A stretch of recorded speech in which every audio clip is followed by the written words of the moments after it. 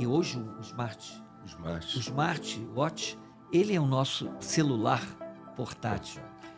Amanhã, a projeção disso no espaço, uma imagem holográfica, vai substituir tudo isso. Esse amanhã é amanhã, não é daqui a um século. Então, nós estamos chamando vocês para estarem à frente, instrumentando vocês, qualificando vocês, para quebrar os paradigmas que vocês têm hoje em dia, de que eu não consigo entender isso, eu não consigo fazer isso, como eu faço para aprender a fazer isso? Como eu posso entrar nesse barco, não é verdade, nessa aeronave de novas tecnologias, novas ciências, que veio para ficar. E aqueles que não pegarem agora serão só seguidores, não serão protagonistas.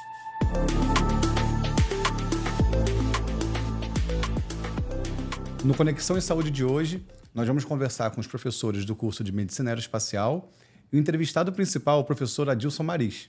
Ele que é médico, cirurgião vascular, emergencista, professor universitário, já está há mais de 40 anos à frente das emergências e das inovações em tecnologia, assim como ele também é coordenador do SAMU, que é o nosso serviço de atendimento ao paciente ambulatorial, que é um serviço mais terrestre. Professor, seja muito bem-vindo.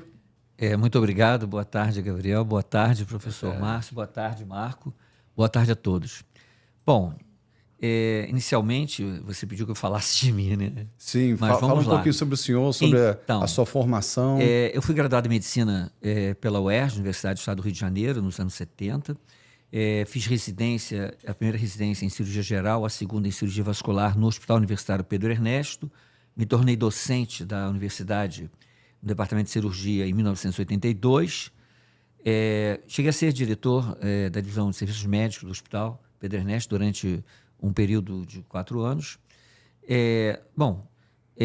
Além de cirurgia vascular e cirurgia geral, vascular principalmente, eu sempre trabalhei e atuei em emergência. Eu gosto de emergência, aquela emergência hard, aquela pesada, de sala de trauma, de sala vermelha.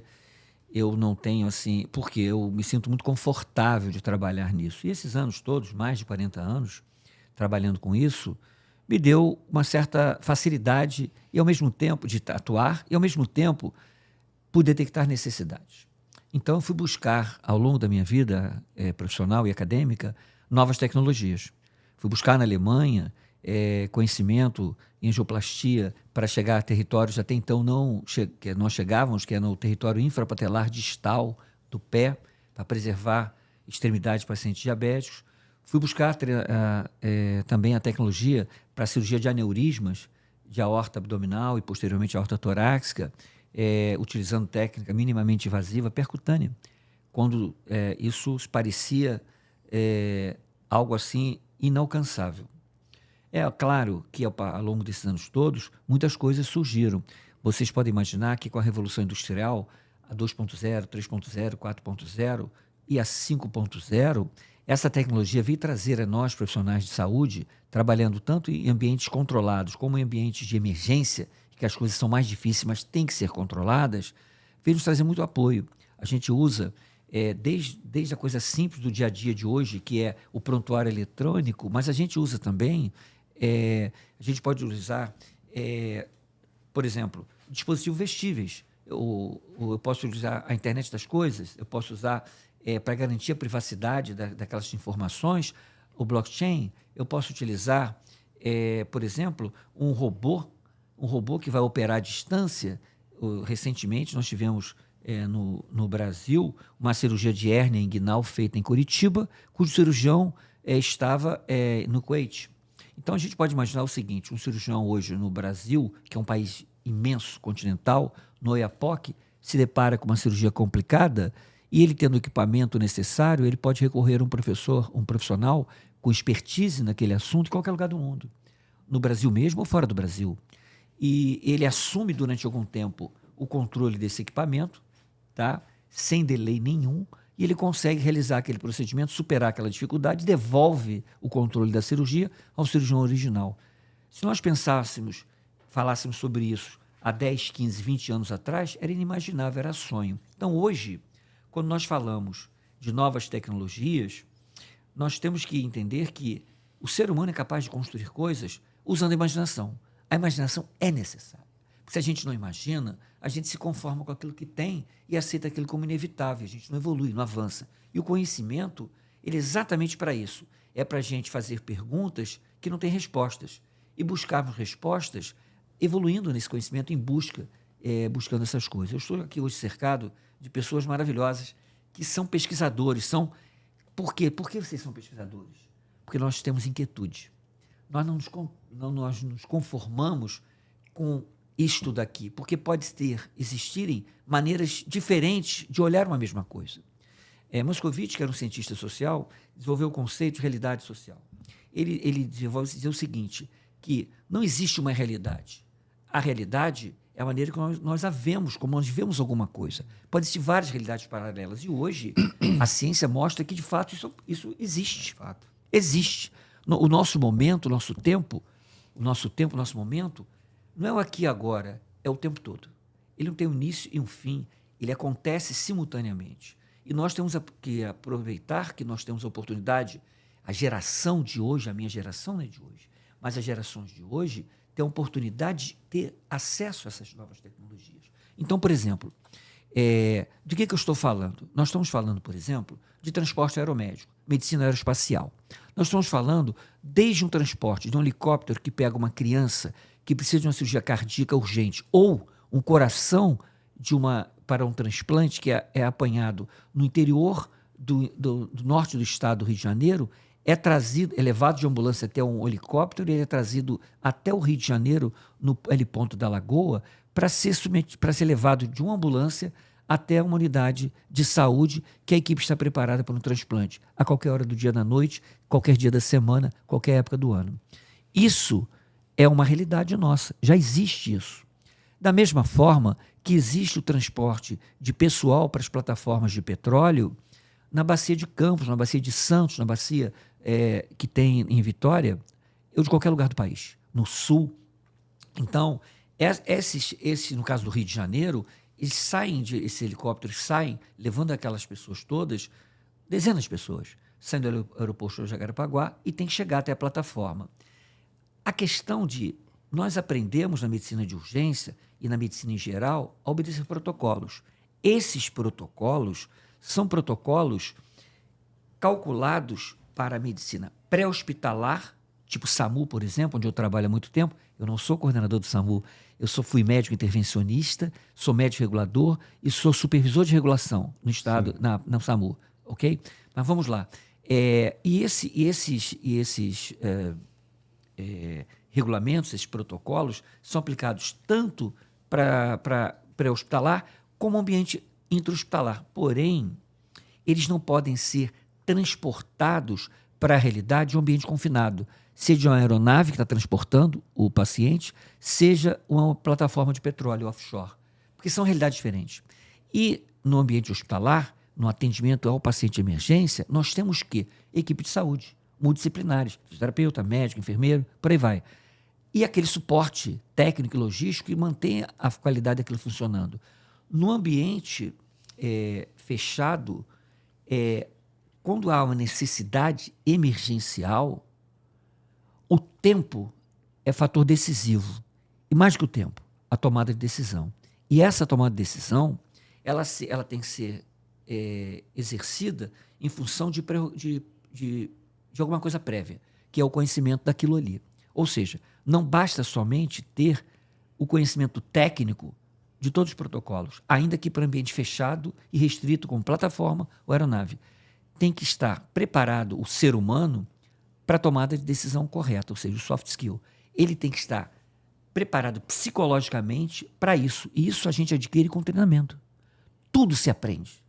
Ninguém nasce sabendo nada. A gente não aprende nem a caminhar, tem que engatinhar antes, não é verdade? Da mesma forma que a gente aprende no Tati Bittar, depois aprende a falar e fazer conferências maravilhosas, como lectures, sei lá o quê, ao longo do mundo. E o brasileiro é muito pródigo nisso. Isso eu gosto muito, porque eu tive a oportunidade de estudar em vários outros países e vi o quanto o brasileiro é pródigo nisso. Só que ele tem que acreditar nele. Tem que buscar essa qualificação. Então, vou dar outros exemplos, por exemplo, para vocês. Nessas plataformas de ambiente confinado, seja aeronave ou offshore, não basta o médico, não basta o pessoal de saúde, tem que ter a presença do engenheiro. Porque o engenheiro, ele domina todos os outros aspectos da parte técnica, do controle e funcionamento daquilo tudo. Todos os aspectos. Tem que existir o apoio logístico daqueles outros que dominam todas as etapas de entrada de todos os insumos. Eu tenho que saber, por exemplo, se os equipamentos que eu tenho lá dentro são homologados, eu tenho que saber se os equipamentos lá estão dentro da data de validade, assim como os medicamentos. Eu tenho que saber como usá-los. Tudo isso, hoje a gente consegue rastrear através de dispositivos que são colocados nas embalagens. Eu consigo, em tempo real, rastrear, assim como nós compramos pela internet, nós conseguimos localizar onde está nosso produto adquirido, nós localizamos os dispositivos que estão dentro das reservas, dos almoxarifados, dos armários dessas unidades. É importante conhecer isso, se eles estão ali, se eles estão aptos para serem utilizados, se eles estão dentro da validade, estão dentro, se não tem defeitos. Essas questões todas, o checklist de tudo isso, não veio ao acaso. Isso foi um processo, e esses processos, eles serão bastante desenvolvidos dentro do nosso curso, porque é essencial que faça isso. Eu também acabei esquecendo de me dizer, além de ter sido professor da UERJ durante cerca de 40 anos, eu nos últimos 8 anos sou professor da Estácio Idomed. Idomed, que é uma faculdade de medicina, privada, mas bastante avançado. Lá eu sou responsável por um centro de simulação realística de 1.274 metros quadrados em relação aos internos de medicina. Aqueles médicos, aqueles estudantes de medicina que vão se formar e logo estarão no mercado para trabalhar, geralmente na urgência, que é a primeira atividade deles, é a que mais oferece empregos. Então, eu cuido, utilizando todos os protocolos e tudo mais, e também eu sou instrutor do American Heart, do ACLS, do BLS, do PAUS, que é ao paciente crítico pediátrico, e também do curso europeu de trauma. Então, eu vivencio isso na prática, desde lá da minha vida acadêmica, da SUSEMI, onde eu trabalhava no Getúlio Vargas, bebendo do conhecimento, o saber do professor Evandro Freire, até hoje, e convivia ao longo da minha vida com excelentes médicos, excelentes cirurgiões, e digo a vocês uma coisa, todo dia é um bom dia para aprender algo novo. E por isso que eu estou aqui. Muito obrigado pelo convite, Gabriel, agradeço a você também, professor Márcio, e a você, Marco, pela oportunidade de estarmos aqui falando sobre esses assuntos. Agradeço a plateia que está usando seu precioso tempo para nos ouvir. Professor, o senhor que está aí já há mais de 40 anos na vanguarda, vendo sempre as tecnologias novas que vão chegando, vendo tudo que está sendo implementado e modificado na medicina, a gente já entendeu que o senhor, além do atendimento, além de estar ali na linha de frente com o paciente, o senhor está muito ligado à gestão e educação. O que o senhor enxergou assim como o maior desafio quando a gente fala de regulamentação, de normas, de novos registros, de novas organizações que precisam acontecer para que essas tecnologias novas cheguem no mercado? O que o senhor enxerga sobre isso? É perfeito, excelente pergunta. Antes de responder a sua pergunta, eu queria esclarecer uma coisa. Eu fui buscar na engenharia, eu fiz mestrado em engenharia de produção e sistemas no Centro Federal de Educação Tecnológica Celso Covos da Fonseca, a nossa querida Cefet Rio, exatamente nisso. É que eu fui buscar uma análise, eu fui analisar a segurança do paciente sob a ótica do Healthcare 5.0, que traz aquilo que a indústria 5.0 nos trouxe. E digo a você, eu consigo enxergar e projetar, porque hoje eu estou fazendo doutorado em ciências na Unirio, projetando o Healthcare 7.0. Ele não existe realmente, na realidade, mas ele vai existir daqui a pouco tempo e vai existir, eu acredito até que durante o meu doutorado. Por quê? Porque se você hoje nos conseguia, quando nós vimos os desenhos dos Jetsons, lá no passado, na década de 70, se vocês olharem, eu aconselho ao ouvinte, a que estão me vendo aqui, procurar na internet os desenhos dos Jetsons. Tudo que os Jetsons, era uma série da Hanna-Barbera, que a gente achava até engraçado, eram carros voadores, eram relógios, eram o smartphone. Nós temos tudo isso. Tudo isso nós temos. Isso não foi à toa. A ciência avança. Ela está aí para isso, para responder às nossas inquietudes e aquilo que a gente quer buscar. A holografia. Ele projetava no celular uma imagem holográfica. E mais recentemente, a série Star Trek ela mostrava o médico e a equipe utilizando tecnologia de teletransporte, cura e diagnóstico através de um scan de corpo inteiro portátil. Exatamente. E colocava a pessoa numa câmara que é muito parecida com as nossas câmaras hiperbáricas, monoplace, que recuperava a pessoa. E nós utilizamos isso para recuperar atletas, minimizando as lesões, encurtando o tempo de recuperação de lesões, utilizando a câmara hiperbárica. Aliás, em busca disso, eu fui estudar medicina hiperbárica, eu estudei medicina hiperbárica na USP, para poder aprender isso, aprender a entender melhor como isso compreende. É muito interessante isso, né? Então, respondendo a sua pergunta de novas tecnologias, a gente consegue, por exemplo, eu tenho um paciente que ele acha que está tendo um ataque cardíaco.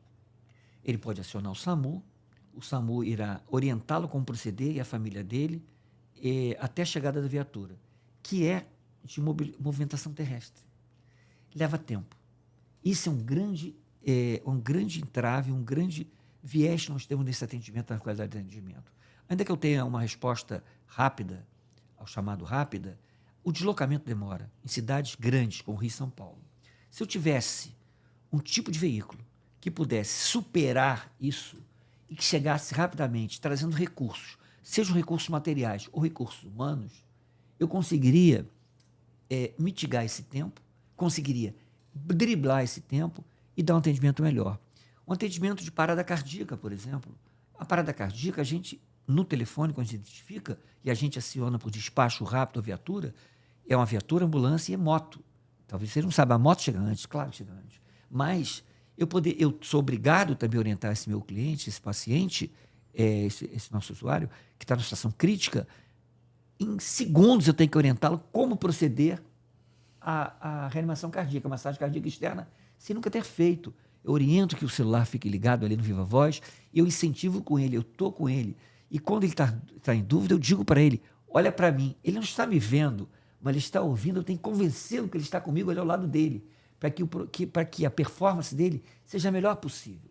Se eu tiver um veículo que chegue mais rápido, eu tenho essa chance maior. E se esse veículo trazer no seu bojo um equipamento que faça por si só a reanimação mecânica, tipo um Lucas, que é o que mais se tem disponível no nosso mercado, o resultado é melhor. Se eu conseguir enviar esse veículo de bases próximas, da maneira que seja, utilizando o espaço aéreo, por um drone, por exemplo, e que seja, ele é auto-instalável, ele é auto-guiável, se instala na pessoa e tudo esse plug and play, eu consigo ter chance maior de sobrevida. Então, porque uma vida humana não tem preço. Então, não tem preço a vida humana. Eu, podendo facilitar esse acesso, vai ser muito bom. Agora, quanto às homologações, quanto às diretrizes, nós somos um país de economia aberta. Não somos economia fechada.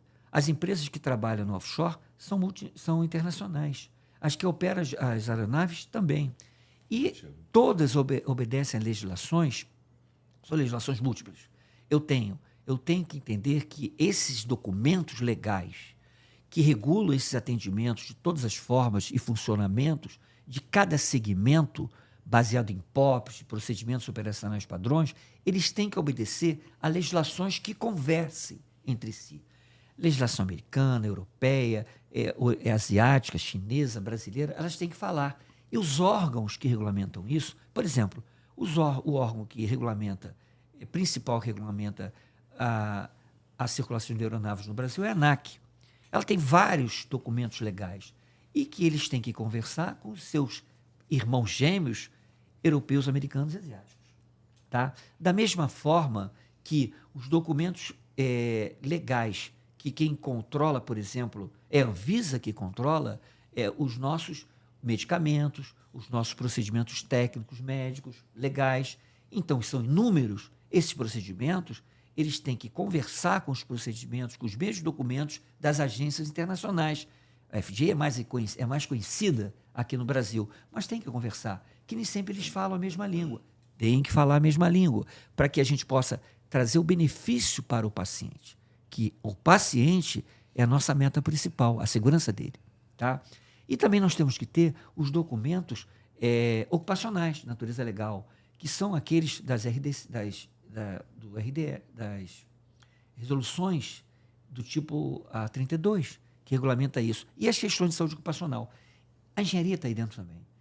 A questão dos medicamentos, dos equipamentos, porque a gente não pode utilizar, como eu falei anteriormente, um equipamento não homologado, experimental, e nem um medicamento que esteja vencido por vencer, ou que não tenha tido aquela indicação. Então, tudo que é feito não é por acaso. Essas coisas são feitas de maneira profissional e técnica, isso leva tempo para adquirir. A expertise, seja ela na engenharia, na medicina ou na questão aeronáutica, por exemplo, ela leva tempo. É investimento em estudo e a gente não para de estudar.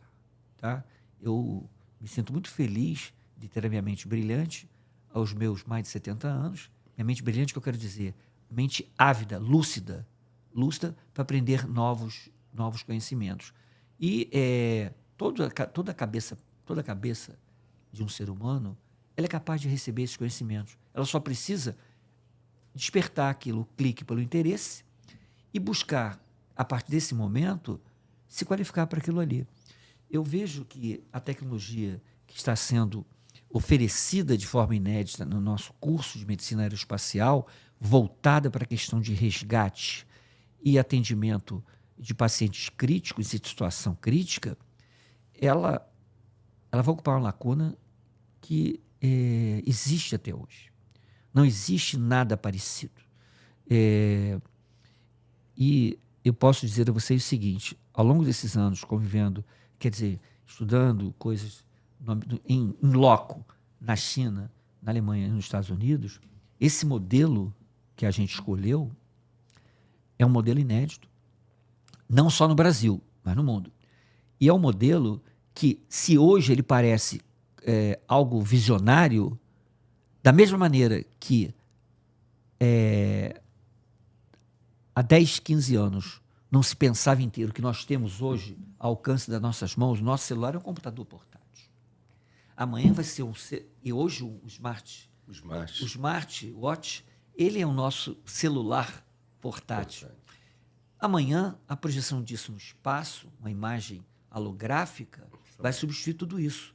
Esse amanhã é amanhã, não é daqui a um século. Então, nós estamos chamando vocês para estarem à frente, instrumentando vocês, qualificando vocês, para quebrar os paradigmas que vocês têm hoje em dia, de que eu não consigo entender isso, eu não consigo fazer isso, como eu faço para aprender a fazer isso? Como eu posso entrar nesse barco, não é verdade, nessa aeronave de novas tecnologias, novas ciências, que veio para ficar. E aqueles que não pegarem agora serão só seguidores, não serão protagonistas. Sim, e hoje, estando à frente tanto tempo assim da educação, o que o senhor enxerga assim, que é a maior dificuldade para que o profissional que está vindo para essa área, a barreira que ele enxerga assim, que impede ele de vir para essa área, de aprender uma coisa nova? O que o senhor enxerga nesse sentido? Bom, esse profissional, ele reproduz a mesma barreira que é cultural do Brasil. Que é, primeiro, ele querer. Ele acreditar que ele pode mudar o rumo da vida dele com o conhecimento. A gente não muda. Algumas pessoas mudam o rumo da sua vida ganhando uma mega sena de virada. Algumas pessoas mudam o rumo da sua vida fazendo um casamento em que já recebe de presente um belo de um dote. Uhum. Mas isso é cada vez mais raro.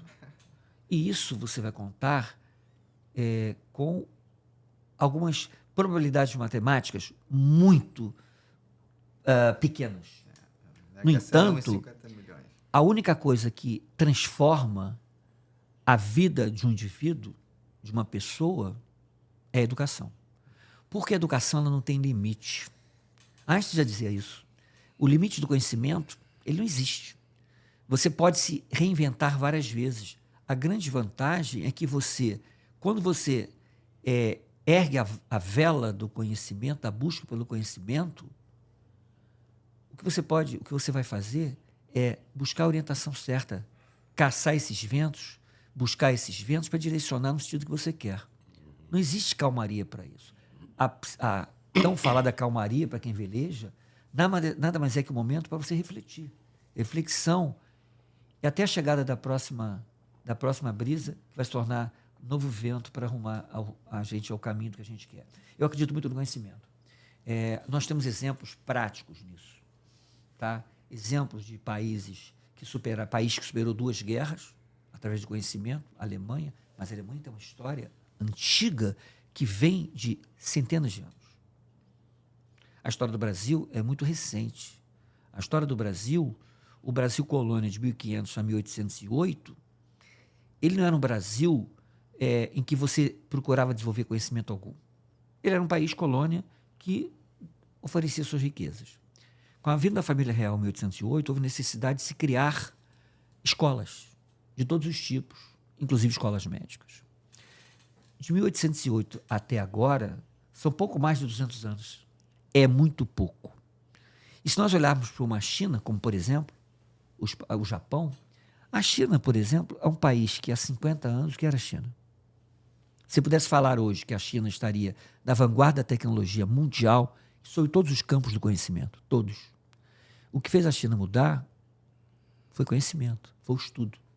A disciplina para tomada de decisão de governo, tomada de decisão da sociedade, tomada de decisão e criação de diretrizes, objetivos bem claros e metodologias a serem alcançadas e servirem para ensino. Se nós temos hoje tecnologia, e hoje vocês podem, se vocês forem em qualquer lugar do mundo, vocês vão encontrar brasileiros no maior centro de ciência e de conhecimento do mundo inteiro, oriundos do Brasil, não só do eixo Rio-São Paulo, do Norte e do Nordeste, que investiram no seu conhecimento, ousaram enfrentar dificuldades, que isso não é de graça. Isso exige muita dedicação. Troca-se muito fim de semana com a família, troca-se muitas horas de lazer para buscar isso. Então, mas a troca, quando a gente alcança isso, a gente não alcança só para nós com benefícios individuais. A gente consegue trazer isso e oferecer isso à coletividade do país, que não tem preço isso. Eu estou aqui por isso. E se o senhor pudesse deixar um recado hoje para aquele médico que está acabando de se formar, que ainda está meio perdido, ainda não sabe que direção que ele vai tomar, qual rumo que ele vai fazer na medicina, hoje, com a sua experiência, com tantos anos tendo contato direto ali com alunos e com médicos que estão durante sua formação, que estão passando por isso, o que o senhor falaria para esse médico? Eu diria que esses médicos, vocês que estão se formando agora, aceitem desafios. E esse desafio aqui é um desafio muito atraente para ser aceito. Sabem por quê? Porque nós estamos falando de novas tecnologias e voltadas para um país que precisa ardentemente delas. Um país que não irá se tornar um país, deixará de ser emergente para ser uma potência real, efetiva, se não utilizar essas tecnologias, o potencial que vocês, jovens, que nesses últimos 10 anos receberam essa tecnologia nas mãos. Hoje vocês podem avançar muito mais.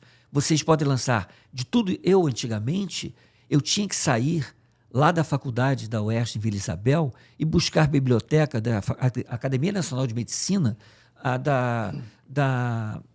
ali da Hospital dos Servidores, da Fiocruz, para tentar achar uma revista que achasse um artigo que eu pudesse ser uma fotocópia para poder estudar em casa. Hoje, vocês têm acesso às maiores bibliotecas do mundo. Vocês têm acesso à informação em tempo real. Usem isso a favor de vocês. Vocês têm hoje inteligência artificial que pode ajudar vocês a estudarem. Vocês podem estudar, facilitar, utilizar, programar o estudo de vocês. E ter o lazer também, mais que nós não tínhamos na época, que era mais complicado. Então, hoje, vocês não podem perder essa oportunidade de avanço tecnológico para ser os melhores profissionais do mundo. Engenharia. Eu tenho filha de 24 anos que está concluindo um mestrado em engenharia de computação e robótica. E eu fico muito feliz, porque essa tecnologia ela não tem diferença de gênero. Ela é uma tecnologia que é para todo mundo. É uma tecnologia inclusiva, é uma tecnologia que veio para proteger o meio ambiente. Nós vamos deixar de utilizar combustível fóssil em algum tempo, inexoravelmente. Nós vamos utilizar a energia fotovoltaica, a energia eólica. Nós estamos trabalhando dentro das ODS, da Organização Mundial da Saúde e da ONU, né? Todos nós temos que trabalhar com isso para que o nosso planeta sobreviva. Então, o nosso trabalho é um trabalho além. Perguntem a vocês, saiam da mesmice, busquem o que eu posso fazer de diferente para contribuir para que eu tenha uma qualidade de vida melhor para mim e para os filhos e netos de vocês. São coisas como essa que nós estamos fazendo aqui, essa nossa ousadia, que nós estamos convidando vocês a embarcar conosco. Sejam bem-vindos e venham conosco. Era isso que eu tenho de recado. É o meu take home message. Perfeito, professor. Muito obrigado, tá? Obrigado pela presença do senhor aqui hoje. Professor Marco Antônio, professor Márcio, muito obrigado pela presença de vocês. E deixar um recado para quem está assistindo a gente. Quiser saber mais informações sobre o curso de Medicina Aeroespacial, é só visitar o site do Instituto Carlos Chagas, carloschagas.org.br. Lá tem todas as informações e se ainda tiver alguma dúvida, é só entrar em contato com a nossa equipe, tá bom? Até a próxima. Até a próxima para vocês. Até a próxima a todos. Aguardo vocês Tchau aqui pra na próxima vocês. gravação. Tchau, tchau. Um abraço.